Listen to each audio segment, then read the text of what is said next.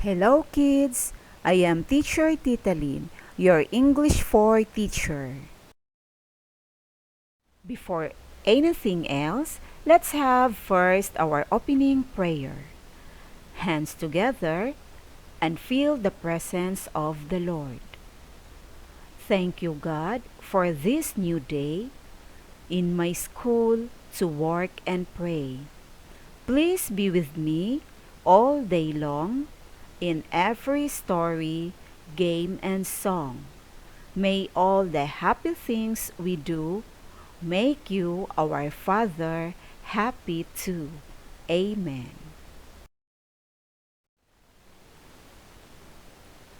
How are you doing today, kids?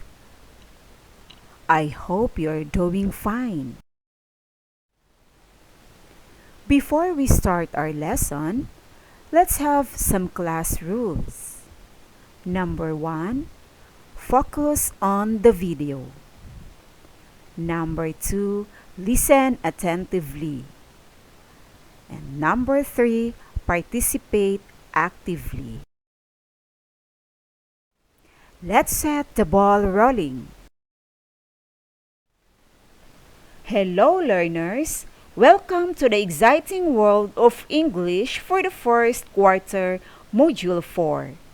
We are going to work on different activities together so that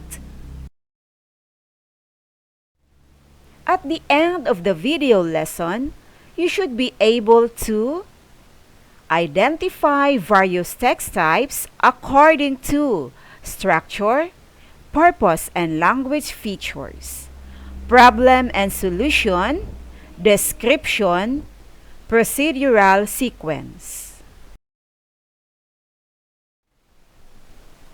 What I know. First, let us find out how well you know the topic. Write your answers on the answer sheet. Are you ready? Identify if the text type is problem and solution, description, or procedural. Write your answers on your answer sheet. Sentence number 1. When it rains hard, the street easily gets flooded. Garbage clogs floodways and waterways. The people decided to talk about this and agreed to clean their surroundings. From then on, the water runs freely and no floods occurred. Sentence number 2. The big and green watermelon seems inviting. When we open it up, the sweet smell spreads and its fresh juice flows. The bright red flesh with the black seeds on it even made it more delicious looking. When I took a bite, it was the most refreshing feeling ever. Sentence number 3. Hot dogs for breakfast is the easiest thing to cook. First, remove the plastic covering the hot dogs and make short slices. Next, heat oil in a pan. Then, in a low fire, cook the hot dogs till bright red. Finally, serve and enjoy. Sentence number 4. I remember that one summer day when I had fun at the beach. The sun's heat was touching my face. The cool breeze feels relaxing. The salty and crystal clear water seems endless. I did nothing that day but swim. Sentence number 5. Candy always loses her wallet. Even if it only has coins in it, she still feels bad. Mother thought of ways to stop this. One day, Mother decided to tie the wallet in Candy's pocket using a red ribbon. It looks funny, but it sure worked. Wait a minute. Let us pause for some time and analyze your answers.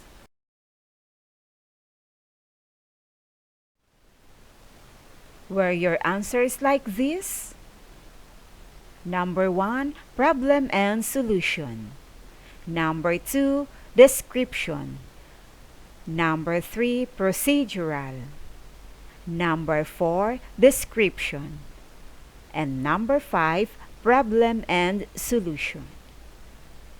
If you were able to get 45, good job! It means you are already on the right path towards discovering more about the topic. If not, it is okay. We are here to learn, right? Lesson 1.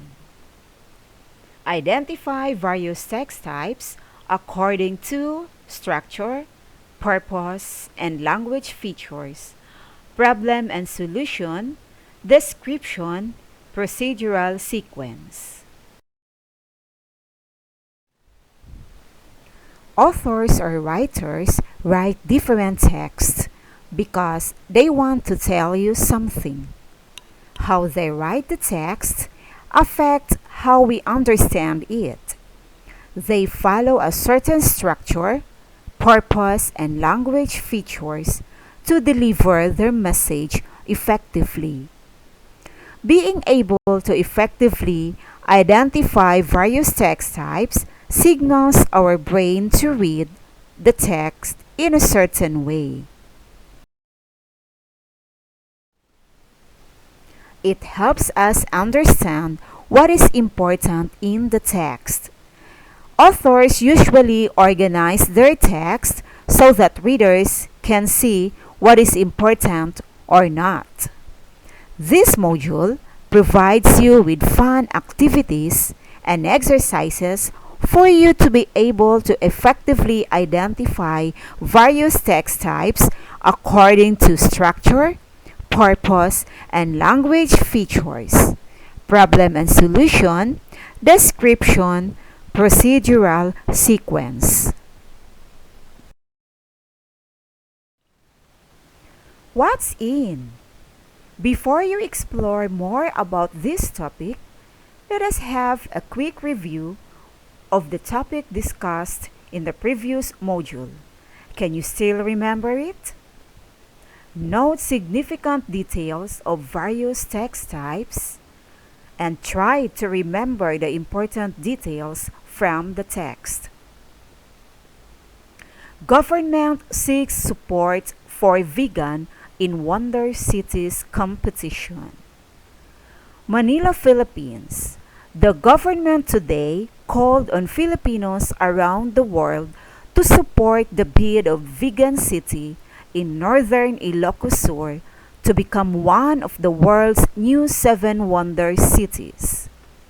Secretary Ramon Paje of the Department of Environment and Natural Resources said, "Vegan needs the same overwhelming support that made Palawan's Puerto Princesa Underground River, or PPUR, one of the new 7 wonders of nature in 2012. Paje, who served as the national campaign manager for the PPUR, said, "Vegan deserves the Filipinos' full backing."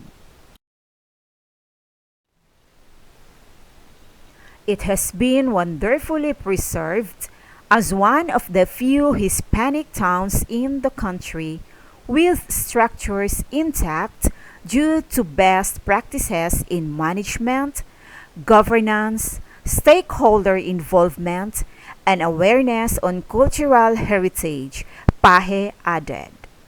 Vegan City is a favorite tourist destination in the northern Philippines, famed for its unique colonial architecture lined in the cobblestone streets and distinct cuisine. It is the only Philippine town on the list of heritage sites declared by the United Nations Educational, Scientific, and Cultural Organization, or UNESCO. UNESCO describes vegan as the best preserved example of a planned Spanish colonial town in Asia. Done? Great! If you need more time, you can read it again before you continue. Then, go to the next part if you are ready. Here are a few questions to test how much you understood the article presented. Let's have the comprehension checkup. Read the questions carefully. Write the answers on your answer sheet.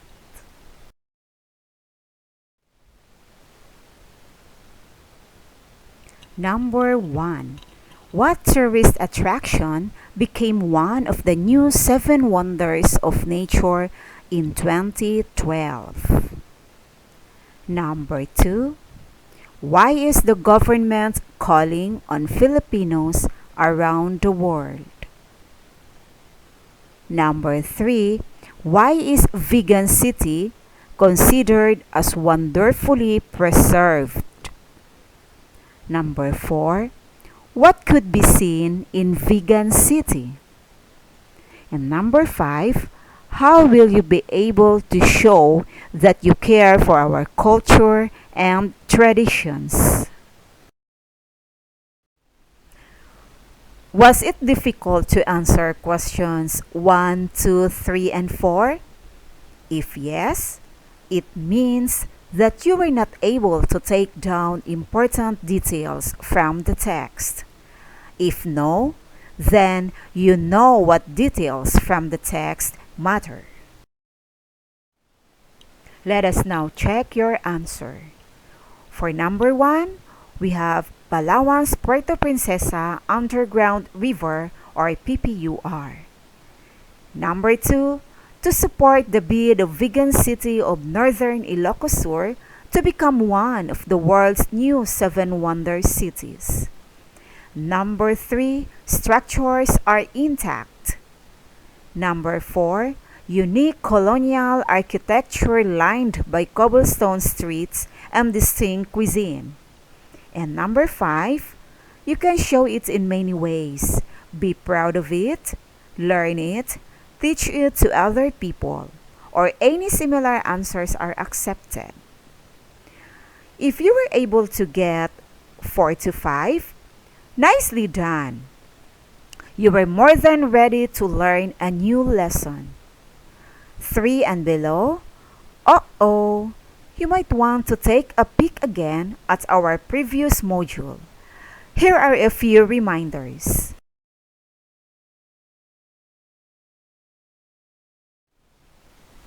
Remember, noting significant details of various text types means remembering important details in the text. It includes answers to questions such as who, what, where, when, and why. What's new? Let us analyze 3 of the paragraphs from our pretest. Read the paragraphs and answer the questions after each. Text Type A. Candy always loses her wallet. Even if it only has coins in it, she still feels bad. Mother thought of ways to stop this. One day, Mother decided to tie the wallet in Candy's pocket using a red ribbon. It looks funny, but it sure worked. Comprehension check. Number 1, who has a problem? Number 2, what was her problem? And number 3, how was it solved? Text type B. The big and green watermelon seems inviting. When we open it up, the sweet smell spreads, and its fresh juice flows. The bright red flesh with the black seeds on it even made it more delicious looking. When I took a bite, it was the most refreshing feeling ever. We have there the questions. Number one, what specific topic is being described in the text? Number two, how was it described in the text? Number three, were you able to imagine how the watermelon looked like? Why or why not? Text type C. Hot dogs for breakfast is the easiest thing to cook. First, remove the plastic covering the hot dogs and make short slices. Next, heat oil in a pan. Then, in a low fire, cook the hot dogs till bright red. Finally, serve and enjoy. Comprehension check. Number one, what does the text teach you? Number two, what steps should you follow? And number three, were the directions clear? What words helped you know the correct steps to do? Done? Do not be in a hurry in answering the questions. Take your time in analyzing each paragraph before moving on. In the next part of this module, you will find out why the three texts were written in different ways and why they contain various information. Make sure you answered all three sets of comprehension questions so that you can follow as we go through. Happy learning! What is it? Text type refers to the classification and definition of the way a text is written, such as its structure, purpose, and language features. Here, we will be focusing on three text types which differ in purpose, structure, and language features. Check your answers to the comprehension questions for each text type. Text type A. Were your answers like this? Number 1, Candy has a problem. Number 2, she always loses her wallet. And number 3, Mother decided to tie the wallet in Candy's pocket using a red ribbon. Was it difficult to answer questions 2 and 3? If yes, it means that you were not able to fully understand the purpose of the text. If no, then you know how and why the text is written that way. In this paragraph, the problem is that Candy always loses her wallet. The solution: her mother tied it in her pocket with a red ribbon. Some texts are presented in a structure that discuss problem and solution. These are called problem and solution texts. Text type B. Were your answers like this? Number 1, watermelon. Number 2, big, green, sweet smell, fresh juice, bright red flesh, black seeds, delicious looking, and refreshing. And number 3, yes, because of the description or descriptive words used. Was it difficult to answer questions 1 and 2? If yes, it means that you were not able to fully understand the purpose of the text. If no, then you know how and why the text is written that way.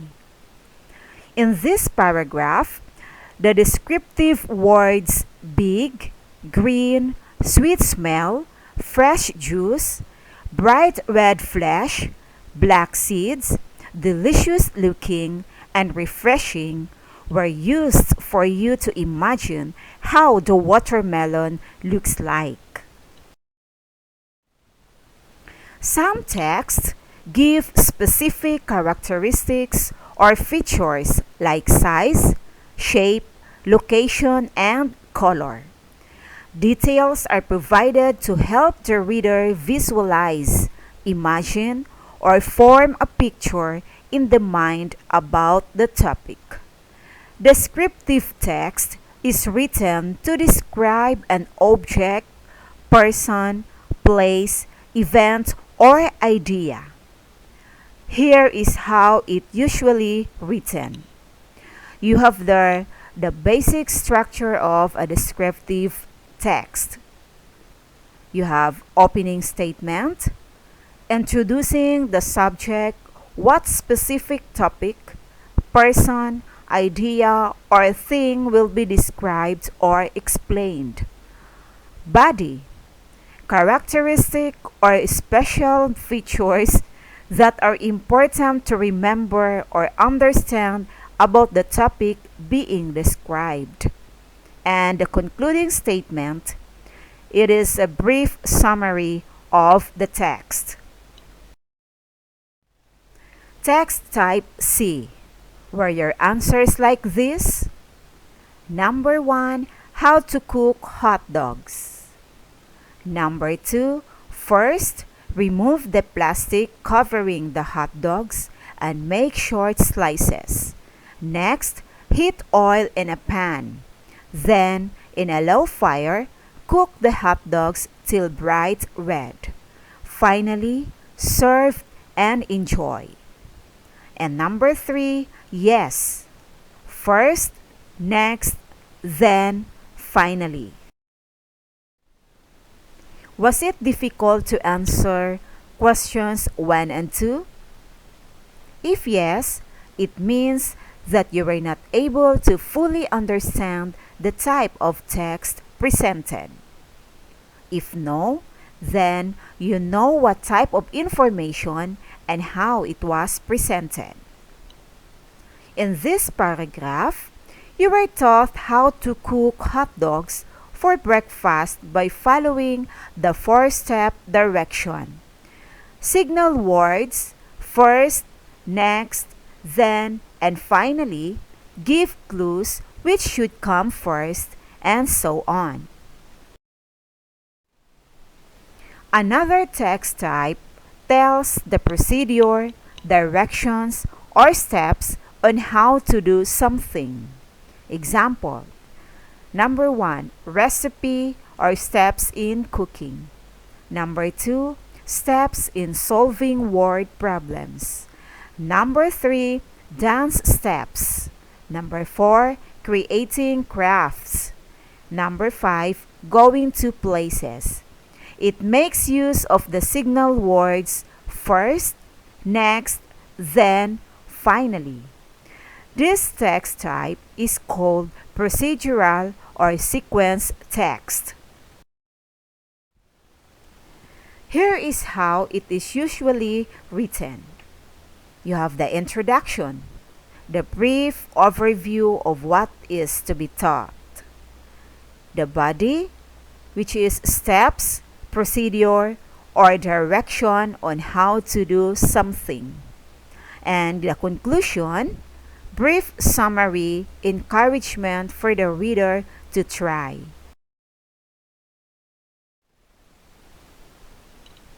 Okay, children, try to answer this. What are the 3 text types that differ according to structure, purpose, and language features? Fill in the box with the correct letter to complete the word. Number 1, one that shows a difficult situation and how to solve it. Number 2, one that gives details to help the reader imagine the topic. And number 3, one that teaches steps on how to do something.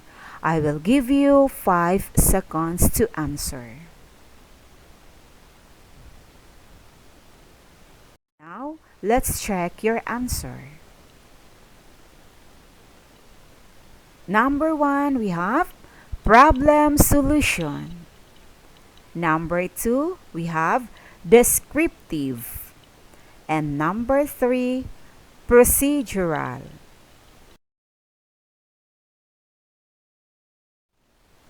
What's more?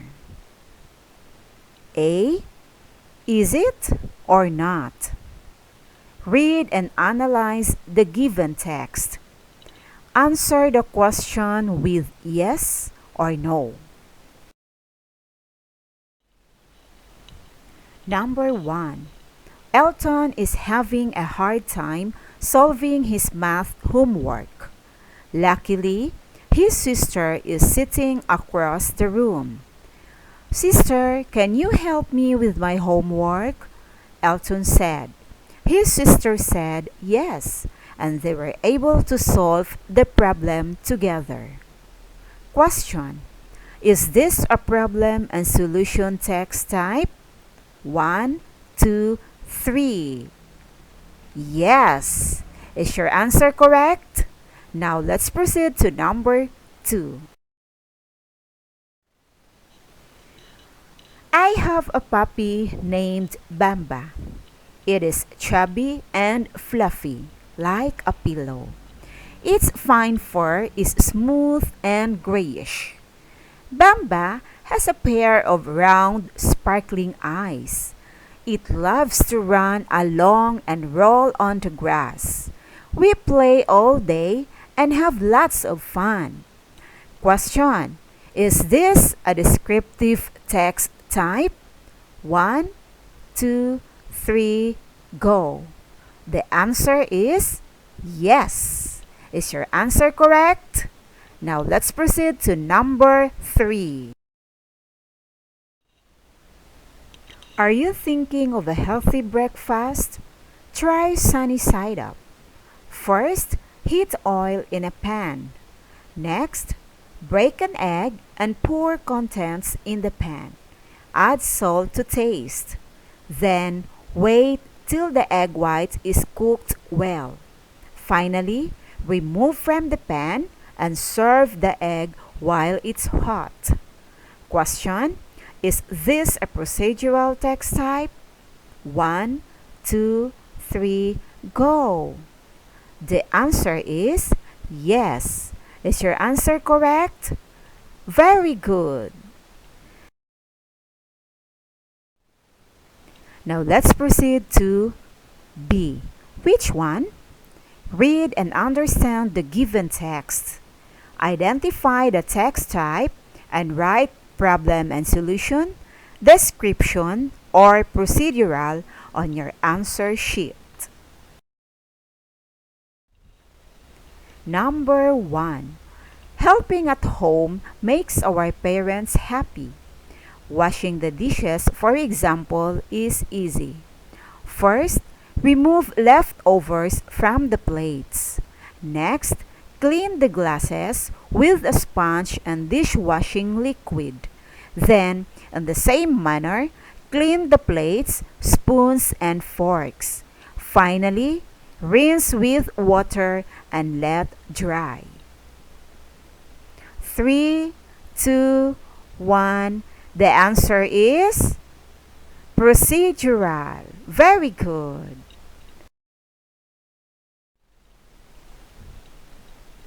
Number 2. Father planted tomatoes, cabbages, and eggplants in our backyard. However, the dog keeps destroying the plants. It is very playful and loves to run. Father decided to put a fence around the garden to keep the dog away. Since then, no vegetables were destroyed. 3, 2, 1. The answer is problem and solution. My sister has a flower garden. She enjoys seeing the red roses, orange gomamela, and colorful orchids in full bloom. Some of her plants are planted on clay pots, some hanging on wood stands, while others are planted on the ground. It is such a lovely sight. 3, 2, 1. The answer is descriptive. Very good, children. Let's proceed. C. Why? Read and understand the given text.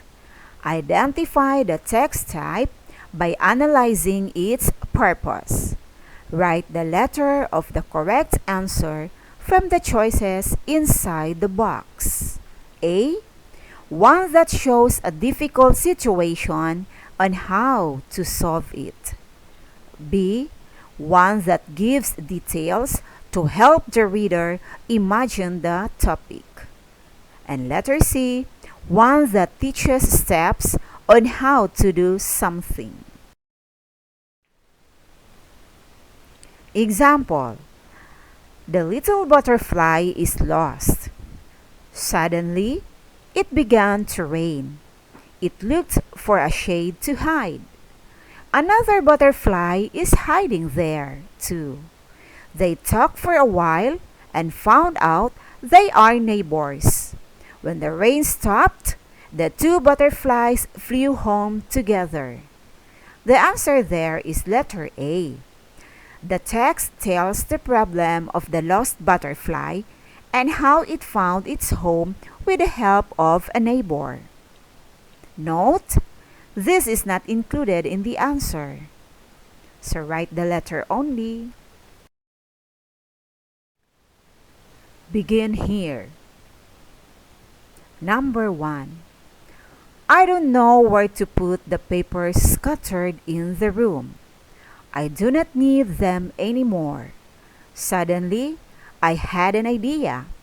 I started cleaning up and collected every old newspaper, magazine, books, and projects. I sealed them in a box and sold them at the junk shop.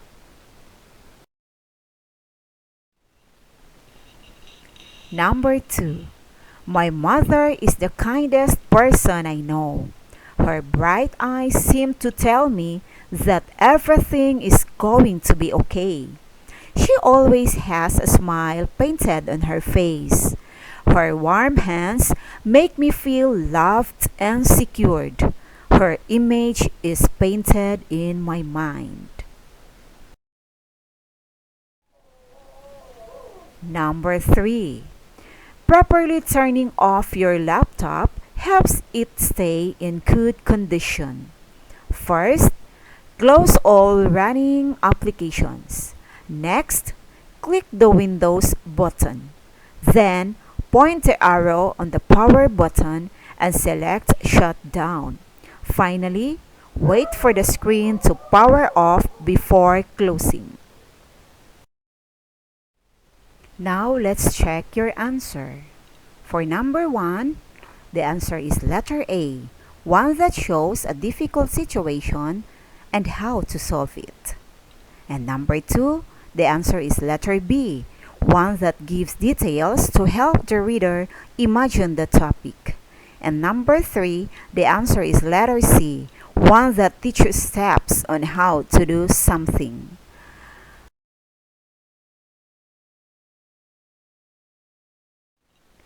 Were you able to get 7 to 9? Excellent! You were able to follow through the lessons presented. You have shown outstanding performance. 6 and below, oops! You need to keep your mind back in the activities. Focus, take a deep breath, and go on. What I have learned. Let us summarize the important points you learned from this module. Complete the paragraph with the missing words. Choose your answers from the given choices. Write your answers on a sheet of paper. This refers to the classification and definition of the way a text is written, such as its structure, purpose, and language features. It is called blank. Next, the text type that is presented in a structure discusses problem and solution. This text type is called blank. The text type that gives details to help the reader visualize, imagine, or form a picture in the mind about the topic. This text type is called blank. Another text type tells the procedure, directions, or steps on how to do something. It makes use of the signal words first, next, then, finally. This text type is called blank. Choose your answer from the choices inside the box. Now, let's check your work. For number 1, the answer is text type. Number 2, problem and solution text type. Number 3, descriptive text type. And number 4, procedural text type. What I can do? Using any resources such as the internet, books, magazines, or newspapers, research for a short paragraph for each text type. Be able to identify them correctly. In cursive writing, write them down on your notebook. Note, you can summarize the text if there is a need to, but make sure the language features are highlighted depending on the text type. Here is how it will look like. Text types examples, then problem and solution text type, then you have descriptive text type and procedural text type. Let's proceed now to assessment. Identify the various text types according to structure, purpose, and language features. Write problem and solution, description, or procedural on your answer sheet. Number 1. Garbage and trash are everywhere. If we do not stop this soon, the earth will become polluted and it will be impossible to live in it. We must learn to segregate our waste. If everyone will practice reduce, reuse, and recycle, then there is hope. Number 2. Calamansi juice is all natural and refreshing. First, prepare 3 calamansi and slice open. Next, squeeze the juice in a glass. Then, add water and sugar to taste. Finally, you can add ice before serving. Number 3. My favorite toy is a Hello Kitty stuffed toy. It has a big red ribbon on its head. Its round and black eyes seem to wink. It has a cute yellow nose. It is soft and always fragrant. I hug it tight when I sleep. Number 4. My bedroom is my favorite spot in the house. We painted it blue and pasted glow in the dark stars on its walls.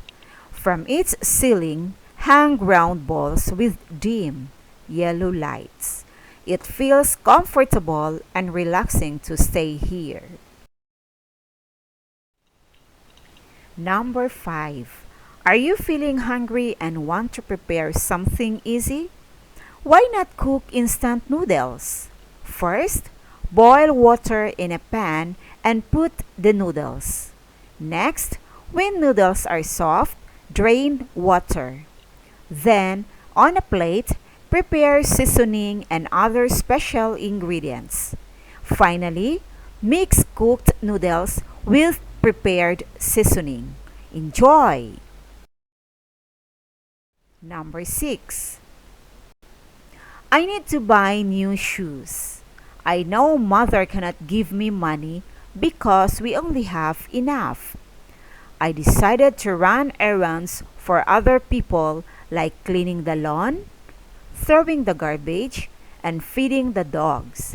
In a few weeks, I went to the shoe shop to get my new pair of shoes. Number 7. Jana feels worried. She cannot find the necklace that mom gave her. Jana thought hard and suddenly remembered that she removed it before taking a bath. She felt relieved when she found the necklace in the shower. Number 8. Weekends are the busiest days at the playground. The colorful slides are filled with laughing children. The seesaw goes up and down with kids who shout with excitement once in a while. The swings fly back and forth endlessly. Number 9. Can you do laundry on your own? Here's how. First, separate white clothes from colored ones. Next, in a basin with detergent and water, brush off the dirt from white clothes. Then, brush and remove dirt from colored clothes. Finally, rinse excess detergent from clothes using clean water. Repeat as needed. Number 10, the last number. My plants don't seem to grow well. I looked at them closely and found worms on their leaves. I removed the worms and watered them often. I noticed a great change in the plants. They have grown healthy since then. Now let's check your answers. Number 1, we have problem and solution. Number 2, procedural. Number 3, description. Number 4, description. Number 5, procedural. Number 6, problem and solution. 7, problem and solution. Number 8, description. Number 9, procedural. And number 10, problem and solution. If your score is 8 to 10, it means you did great. You already know how to identify the 3 text types according to structure, purpose, and language features. 7 and below, wait! You need to work on all the activities again. It seems you were not able to get it yet. Go on and try again. I am still here to help you out. For your additional activities, select one text type from the 3 discussed in this module. Write or compose your paragraph following the structure, purpose, and language features of your chosen text type. Congratulations on a job well done! You were able to master the skill in this module, and it means you can still do more. It is so much fun, right? Keep going and happy learning! Goodbye, kids!